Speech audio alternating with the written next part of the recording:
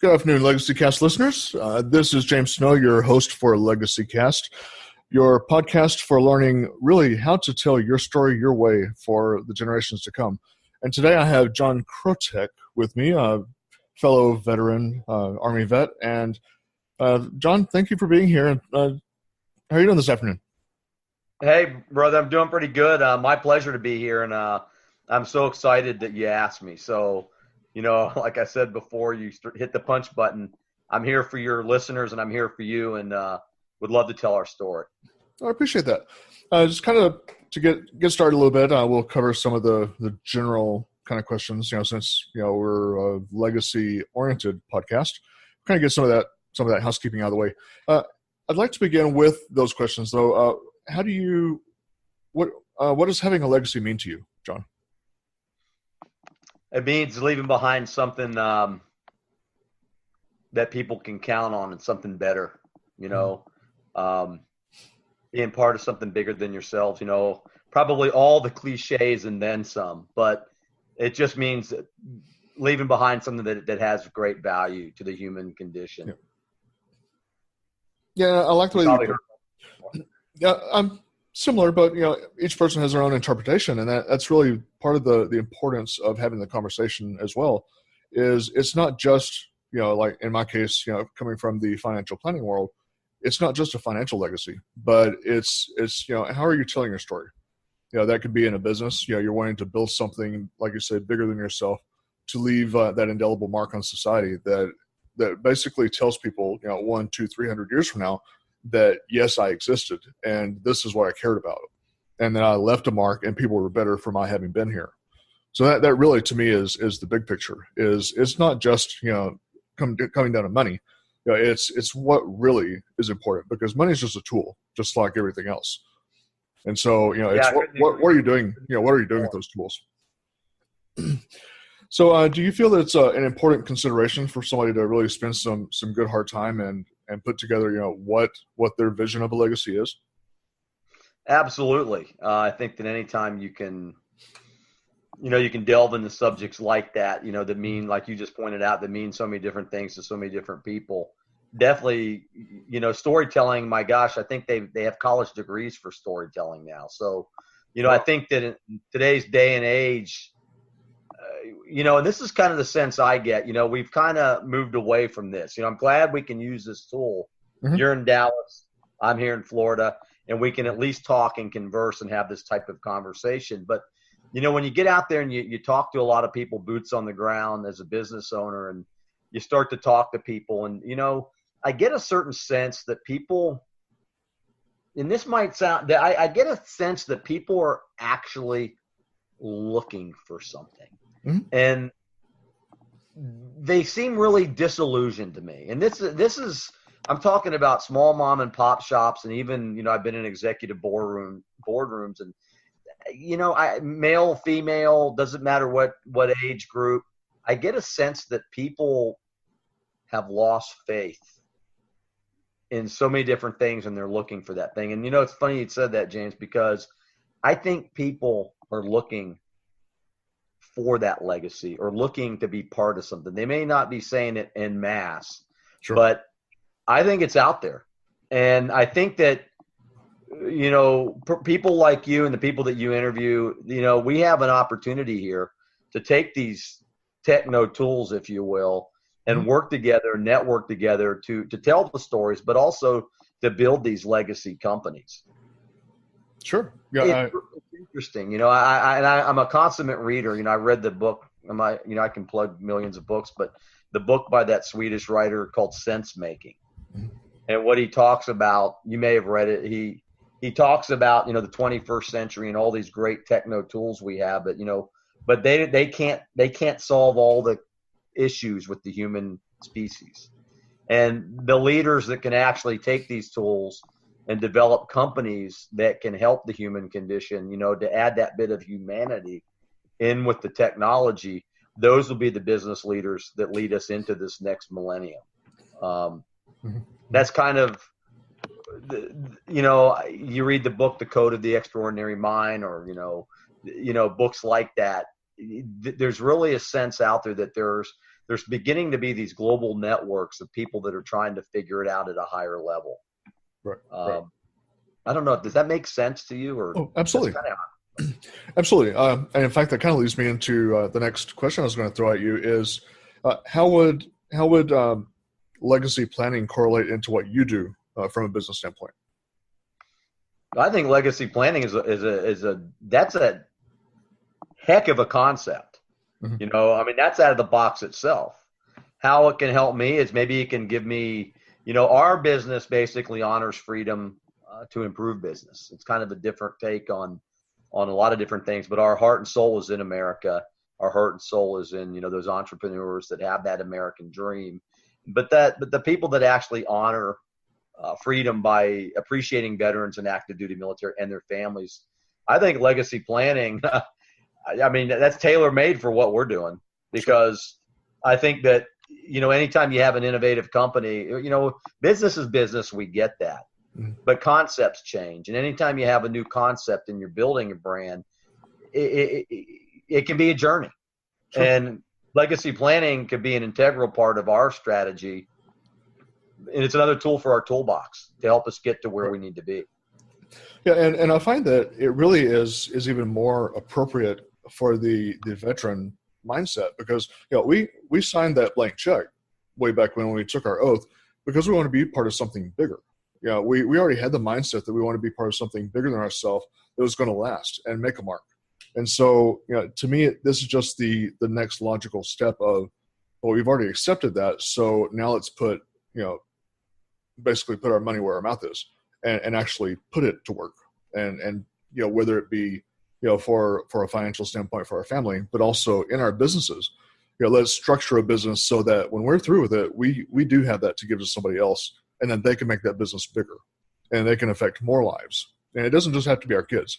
That can be, our business partners or, the people that just follow that business later when we exit it. Absolutely. I'm finding too that, I've been in the veteran space, I guess since I joined the Army, but actually in the business space here only for 25 months. And even in the past 25 months with our company, Green Zone Hero, I've seen so many ups and downs, and I've seen so many swings. And interestingly enough, what I'm starting to hear now is how veterans, and I'm glad you point that out, that I agree with you, James. I think that legacy planning is tailor-made for veterans because we get that being part of something bigger than ourselves. But I'm getting a sense now that a lot of veterans who have either made it or are on the road to making it, whatever that means, they feel almost like they've been used. And it's interestingly enough, I'm starting to hear, where veterans are now saying, what, we got to start banding together. Right. We've got to maybe go back, use those elements that we learned way back in the day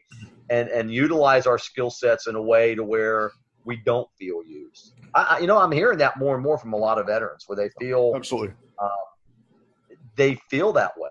It's kind of, and that's only popped up the last few months. So it's almost coming full circle. Yeah, it's definitely a paradigm shift, and it's something that I'm glad to see coming because we've all heard the stories of sort of the broken mentality, and that shouldn't be the case. We're a lot stronger than that, and so instead of using it as an excuse, let's use it as the reason we succeed and the reason that we excel. Let's use it and let's consume it and swallow it, and as the saying goes in the service, embrace the suck and be better than what everybody else can be, because we are. Absolutely. One of the reasons why we started our podcast, I think we're on episode 34, Straight Out of Combat Radio, was to diminish the negative stereotyping of our combat veterans. Sure. And I was in conversation with a veteran the other day, and I actually coined the phrase vet trafficking. Because what do you mean by that? And I said, well, it's kind of like the exploitation of our most valuable resource, combat veterans. And rather than, let's find a way to utilize these skill sets in a way where they don't feel used and we disempower them, but a way to empower them. But, I've talked to several that have, and all veterans want to help. I mean, my gosh, we protect the country. We all want to help. But if we feel like we're being part of something that's not on our agenda or something that doesn't feel right, it really disempowers us. And I think you're doing something really cool, James, because timing is everything. And I believe there is a paradigm shift going on right now. And you talk about legacy building. I'm working on a project now called Task Force Zen, which is to try to bring global balance. It's another shift for commerce and healing, and to create this platform for modalities that actually help people, but at a global level.